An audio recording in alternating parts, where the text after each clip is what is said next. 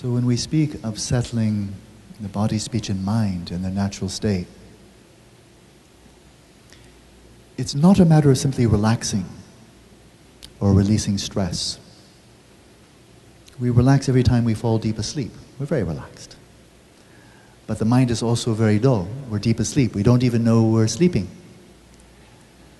So this issue of settling in the natural state suggests a type of dynamic balance, a dynamic equipoise, in terms of being, on the one hand, very deeply at ease, relaxed, loose, but also clear and vigilant.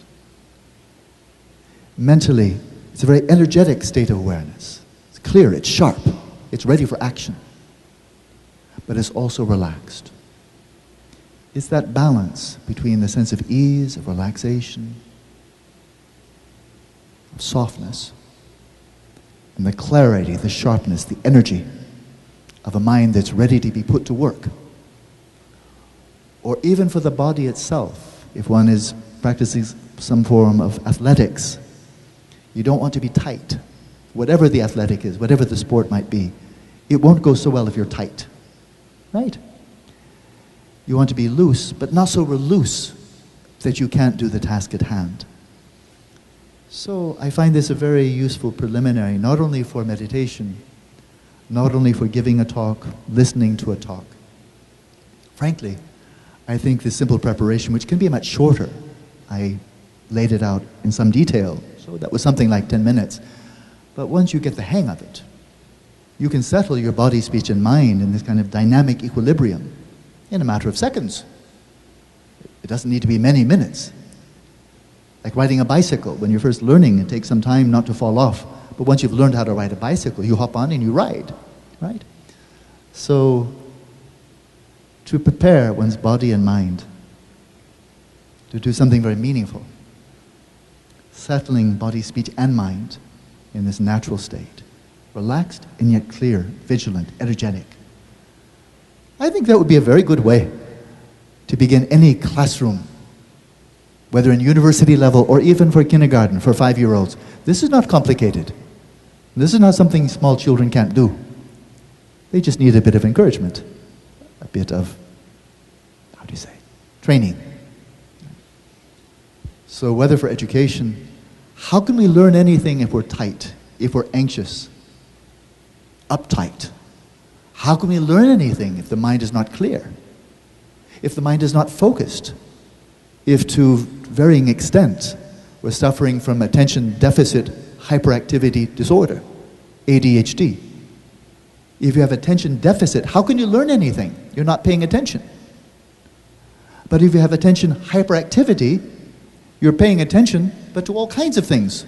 Because the mind is scattered, going here and here, like a little bird jumping from one limb of a tree to another. How can you learn anything if your attention is scattered? So, for education, to get an education, the mind must be a suitable vessel to receive the knowledge, the insights, the practical skills the instructor might have to offer. But you may have a brilliant instructor, but if your mind is not a suitable vessel, then you don't get benefit, right? And so for education, even in business, if one comes to a board meeting and is discussing policy for one's company, it seems to me this would be a good way to spend the first 2 minutes. Everybody gathered around the boardroom table.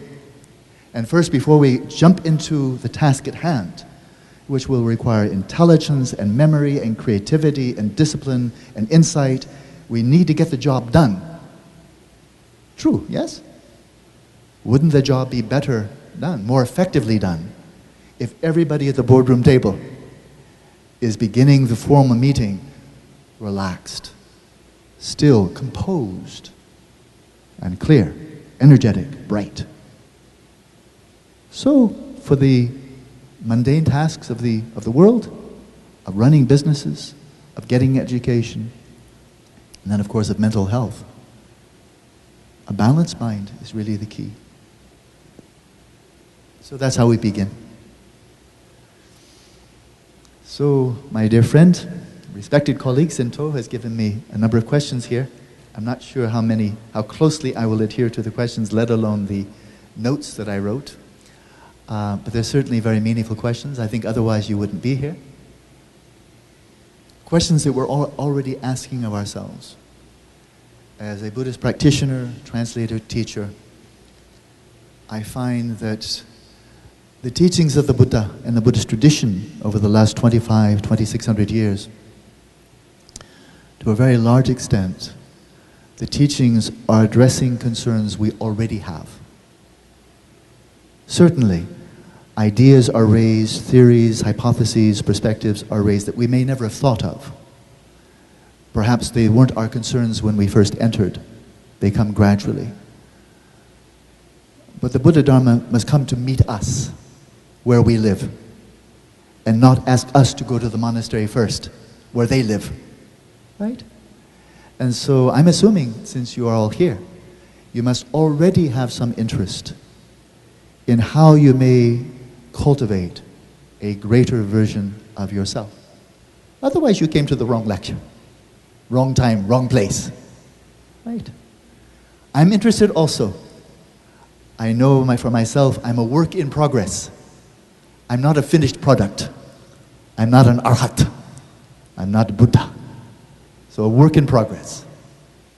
Right. So how to become a better version of ourselves? One of the questions is how to become better versions of ourselves in the various roles that we play. So for myself, although I was a monk for many years, I've now been a layperson, my dedication to Dharma is the same.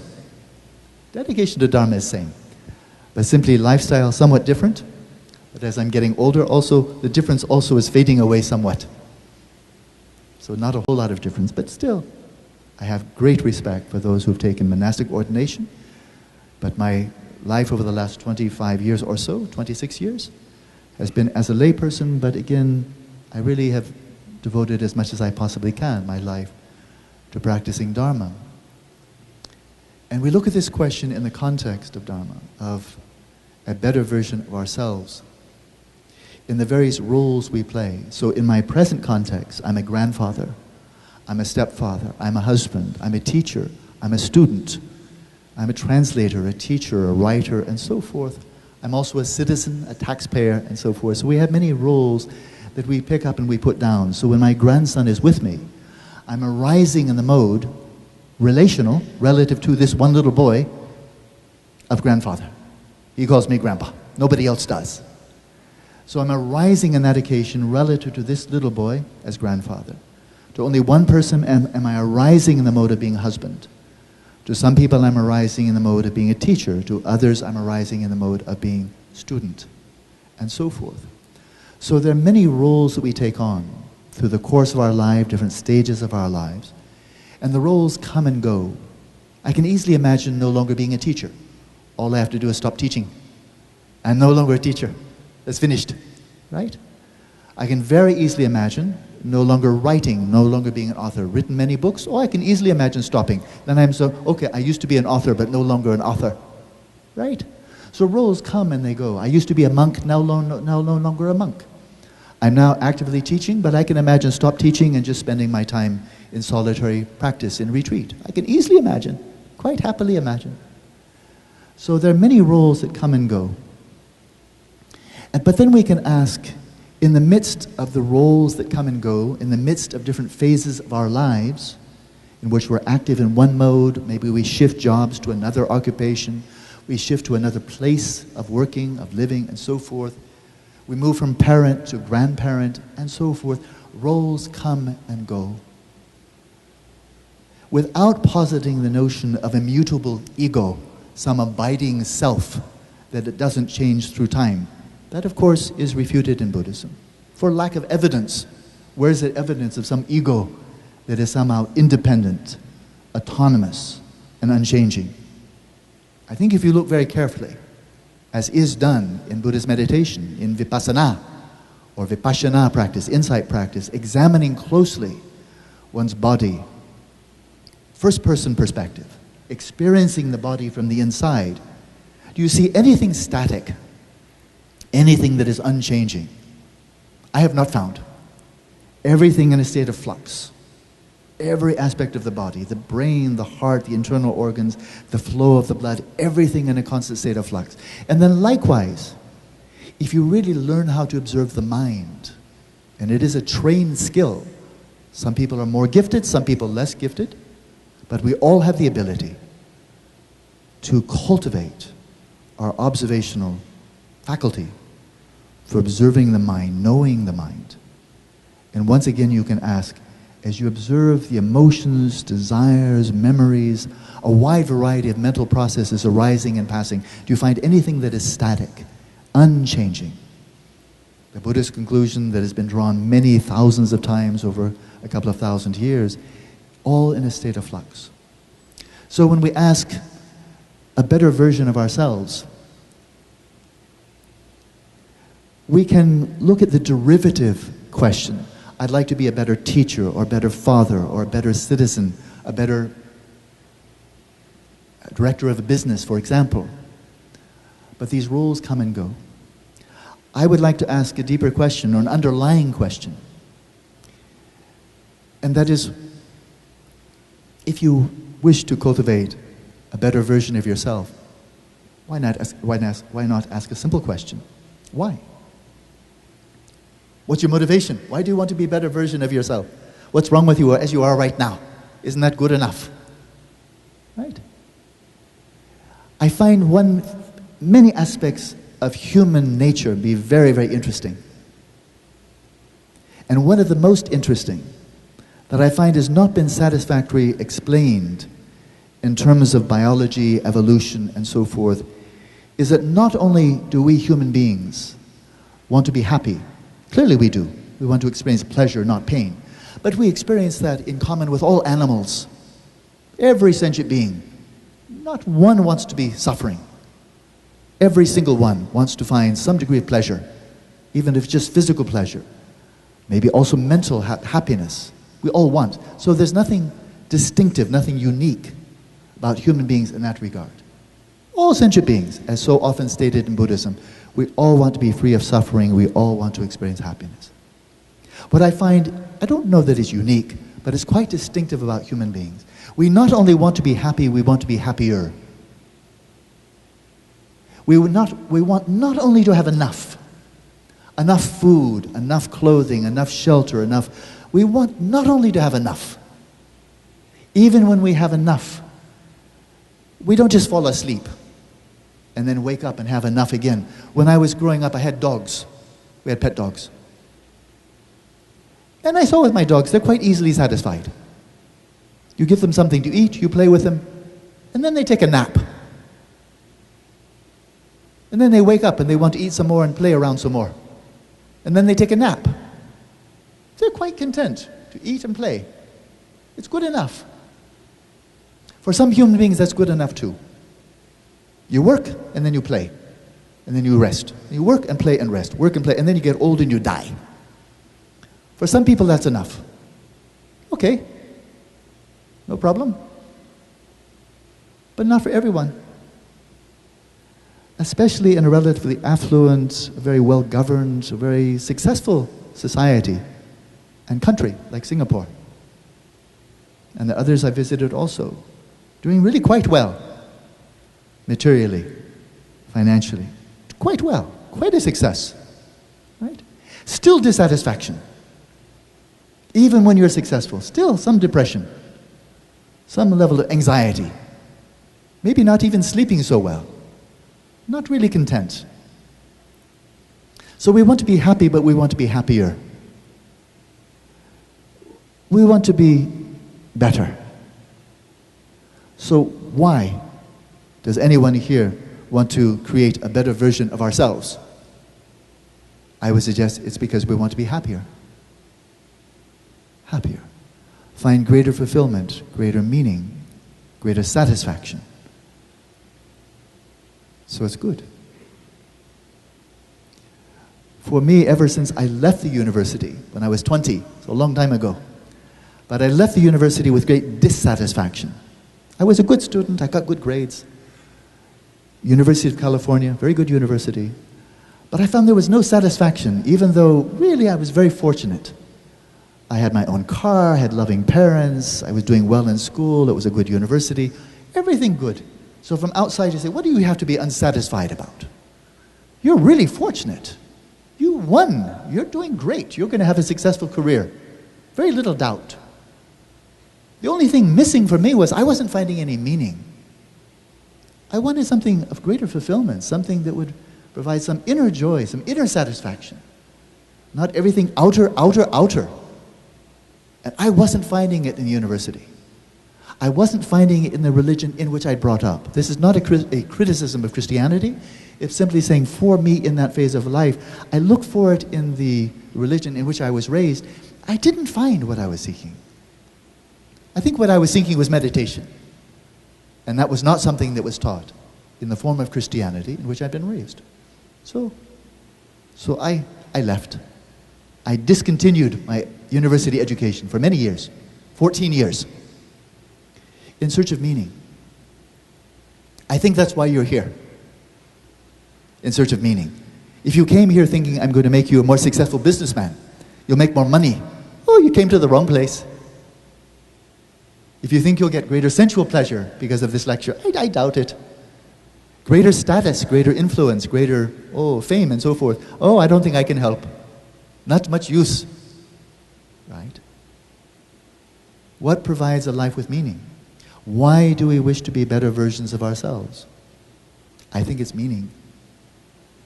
And so as I've reflected upon this personally in my own life, my own aspirations, as I reflect upon those around me, as I've now met many, many people, I see three aspirations, three pursuits that to my mind have everything to do with meaning. And one is the pursuit of virtue, because that's what we really mean, a better version of ourselves. I don't think you came here thinking a better version of myself is I want to make more money. I want to have an extreme makeover and look more attractive.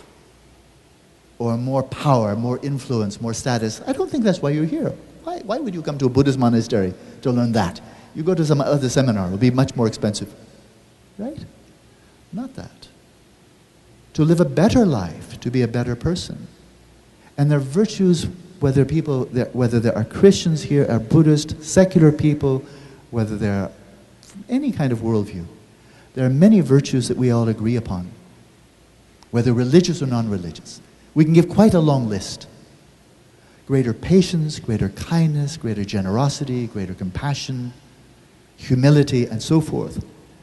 And we know what the negative qualities are. Again, there's a great degree of common agreement. Being belligerent, being angry, being selfish, arrogant, contemptuous, greedy, selfish, and so forth. We all know. And we all know that we are prone to, that on occasion our minds are subject to, almost like coming down with the flu or some other contagious disease. At times our minds do succumb to these mental afflictions. They're called klesha in Sanskrit. Things that afflict the mind, that give rise to unrest, being ill at ease, throwing the mind out of balance. And we know we're not at our best. So I was just having a conversation, an interview, and I made this comment, very core Buddhist teaching. When you see that your mind, on occasion, is not at its best, the mind is afflicted, it's imbalanced, there's something negative, something unhealthy about the mind now, not just generally, but on occasion. Like contagious disease, it comes and goes. The symptoms are there, and then they subside. How can we become better versions of ourselves? Is to not empower the mental afflictions when they do arise. We don't have the choice, at least I don't have the choice. All right, I'll never be selfish again. I'll never be impatient again. I'll never have craving or attachment again. I would like to make such a decision. Not so easy, right? So we can't simply control whether our minds on occasion become quite unhealthy, quite negative, quite afflictive. But where there can be some control, some real influence, where we can become more master of our own lives and become gradually, day by day, better versions of ourselves, is by not empowering the mental afflictions when they do arise. Just like when we have a contagious disease, We would like for it to just stop, but we don't have that ability. We suffer. It's a flu. We have all the symptoms of flu. Very unpleasant. But there's something we can do for society when we have the flu. And that is quarantine ourselves.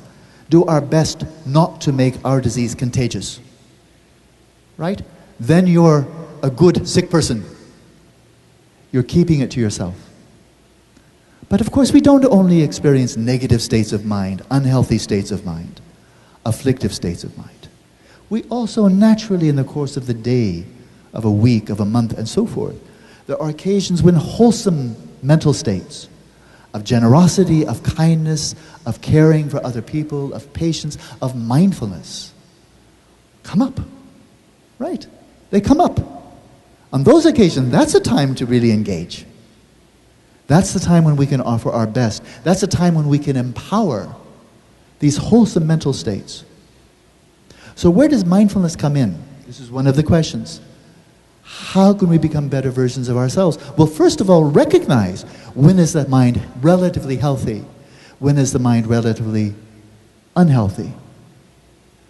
And then moreover, Buddhist insight practice, vipassana, is very much about gaining insight into what are the causes and conditions that help bring about more wholesome states of mind, positive emotions, benevolent states of mind, mindfulness, clarity of attention, inner peace, quiet, calm. What are the causes?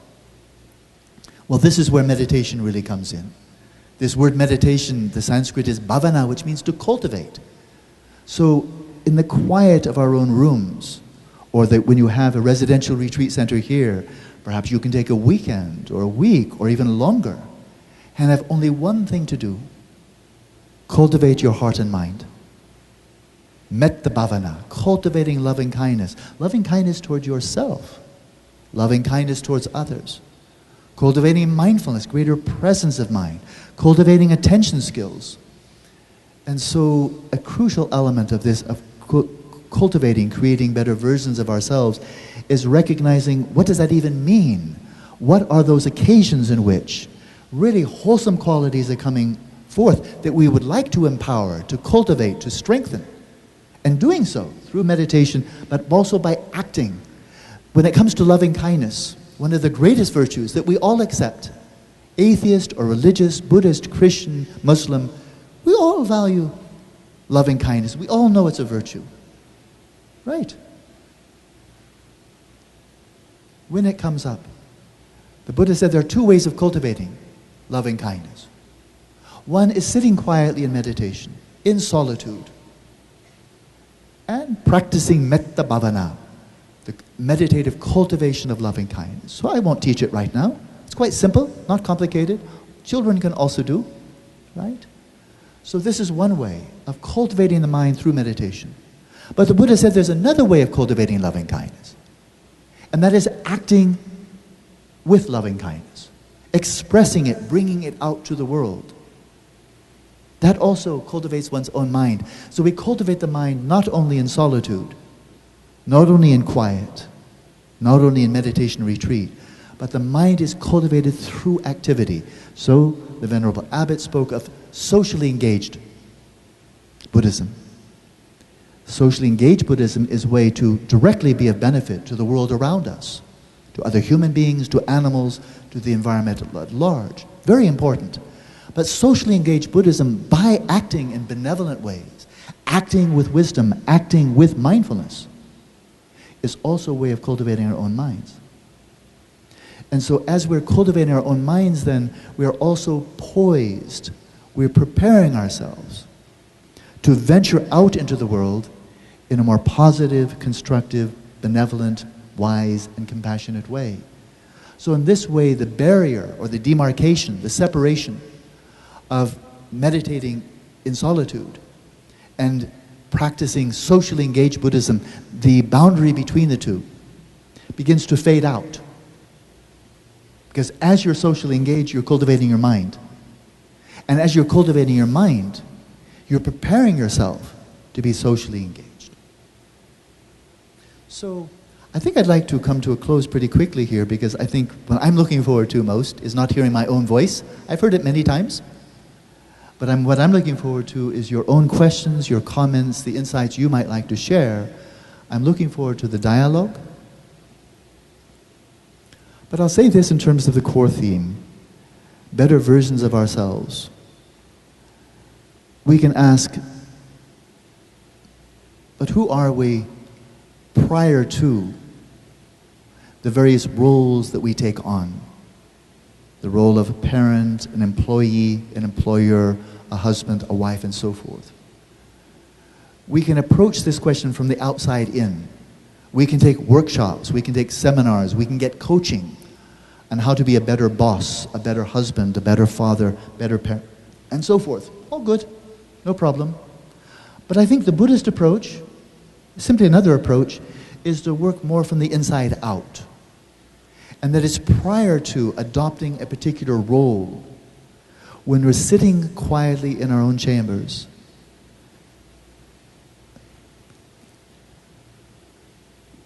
coming more to the core, to the simplicity of ourselves prior to and independent of the roles we take on as parent, employee, and so forth and so on.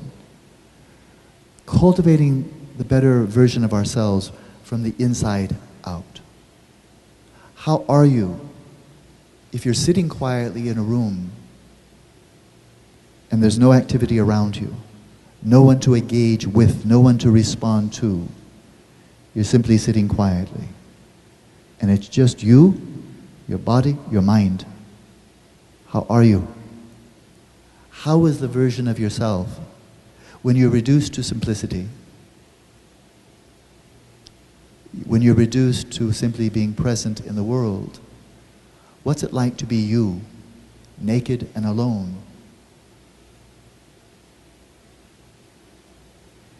If that you in your simplicity is at peace, restful, clear, if the quality of awareness is peaceful, serene, contented, energetic, that's the core. You're bringing, when you step off your cushion to preparing breakfast for your children, going to work, going on vacation, engaging with fellow employees, and so forth. It's your core you're bringing. Yourself in your simplicity, naked, bare, presence in the world. I think this is the Buddhist approach. The primary Buddhist approach is there. This transformation, this purification, this psychological and spiritual evolution to mature psychologically, spiritually, mature in terms of compassion, skillful means called upaya, maturing in terms of wisdom, having a clear vision, a clear of understanding of what is it to live a good life, what makes us genuinely happy, what actually brings about a sense of contentment, of fulfillment, of satisfaction. What are the actual causes of that? The Buddha said, find what truly makes you happy and pursue that. So in this regard, I think it's very meaningful to draw a distinction between the types of satisfaction, pleasure, enjoyment that we experience that's arising in response to good fortune, congenial circumstances, pleasant environment, pleasant people, pleasant job, pleasant environment, and so forth. This is called hedonic pleasure. Anybody can experience that because you're responding to something that's very pleasant, so you experience pleasure. No mystery there, right? And many people, I think, to a large extent, envision the good life in terms of these outer manifestations. That, oh, look, this person's so fortunate. This person is very good looking, is very healthy, has a very healthy family, has a good job, has success, has some influence, has some status, and so forth. Oh, this person's so fortunate. We're seeing almost like an empty ritual. We all know what empty rituals are like. It looks very religious, but it's actually not religious at all. It's simply an outer form. But it may be, not always, of course, but religious rituals can be utterly empty. The robes are there, the chanting is there, the rituals are there, and so forth. It all looks very religious, but it may be empty, isn't it true? Whether it's Christian, Buddhist, this is not sectarian. The outer form is that there's no content. It's not truly spiritual. There's no genuine virtue. There's no depth. There's no deep goodness. It's simply a display. It's a show. Religion often gets condemned for its empty rituals, for people who call themselves religious not living up to, not even trying to live up to the ideals that are taught, that are encouraged in their own religion. But as there are empty rituals in religion, there are also empty rituals in terms of the mundane or worldly vision of the good life. You see, outwardly, oh, this person has such a good life. So handsome, so healthy, so strong, so successful, so much wealth, so much prosperity, status, influence. Oh, wow, this person's so fortunate. And meanwhile, it's popping one pill after another for anxiety, for depression, for insomnia. No satisfaction. It's an empty ritual. All the outer display of prosperity, of the good life is there, and there's no core. There's nothing behind it. It's an empty facade. Isn't it true? And in a relatively affluent, prosperous, and well-governed country like Singapore, there's a real edge there. Because outwardly you have every reason to be happy. People say, but look, you have everything. You've got what other countries are striving for, where there's so much poverty, poor education, poor health, and so forth and so on. No wonder they're struggling. But in very prosperous countries like Sweden, like Switzerland, like New Zealand, like Singapore, if you're still not happy, even when you're really succeeding, then you start asking interesting questions. That's when Dharma really shows Dharma, spiritual practice, the cultivation of heart and mind, is indispensable for finding the good life, the true good life, the truly better version of yourself. Not merely a role, not merely a facade, not merely making an impression, but from the inside. So in a way, this is the whole point. This is the great value of being relatively prosperous, of having leisure, that you don't need to spend these 2 hours working to make a little bit more money so you can take care of your children. Your children will not suffer if you take off 2 hours tonight. You'll not miss any meals. You'll not miss paying your rent or your mortgage. You'll get by. You really have the leisure to spend 2 hours in something that may not be financially productive, right? We have that leisure. You have that leisure in a relatively prosperous place like Singapore. Much more difficult if you're living in a place like Syria, the Sudan, Bangladesh. Much harder. So in a way, to have succeeded in terms of hedonic well-being, worldly success, is a wonderful thing. It's a wonderful thing. Not as an end in itself, but having taken care of our worldly needs, then we are poised, we are ready, we are ripe for asking deeper questions. What constitutes a meaningful life? What does it mean to have a better version of ourselves? What does that mean? Where's the core? Where's the essence? So whether outwardly you have great prosperity or you merely have enough, you have great fame or you're hardly known by anyone, you have great power and influence or very little, all of that is quite secondary. Because I have known people, I've lived with monks, I've lived with other people as well, who have very little wealth, very little power, very little status, but such immensely meaningful lives, contented lives, lives of fulfillment. They have enough. They're not struggling just to have enough to eat and so forth. But having enough, then rather than trying to have too much, and then way too much, and then way too much, which frankly is the model of Eurocentric civilizations. If you have enough, good, now have 10 times as much. Right? That materialistic paradigm is, frankly, it's antiquated. If there was ever a time when it was timely, that time is past. Because we now have 7 billion people on the planet.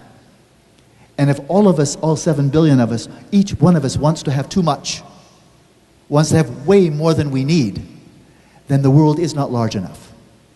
There are not enough natural resources. We will deplete and violate our natural environment. It's not a model that works. And now it becomes more and more evident that to strive to have enough is very meaningful, that's good. To strive to have way more than enough in terms of acquisition, consumption, and so forth, at this point, I have to say, I think it's morally irresponsible. Because if one person has way more than that person needs, this means other people have less than they need. Isn't it true? So another vision of the good life, of not just more and more of the same, but having enough of the basic requisites, and then having a great appetite for greater meaning, a greater version of ourselves, having a vision of perfection. This is the Buddha's vision, the vision of an arhat, the vision of a Buddha, is the best version of ourselves, to aspire to be utterly free of all mental afflictions, utterly free of all behavior that is injurious, that is unwholesome, harmful. To find genuine freedom. Freedom from the afflictions of the mind, freedom from behavior that is motivated by unhealthy mind, afflicted mind. To find contentment within. This is a model that can work for 7 billion people. To have enough in terms of material, but have a great bounty in terms of inner meaning and inner transformation.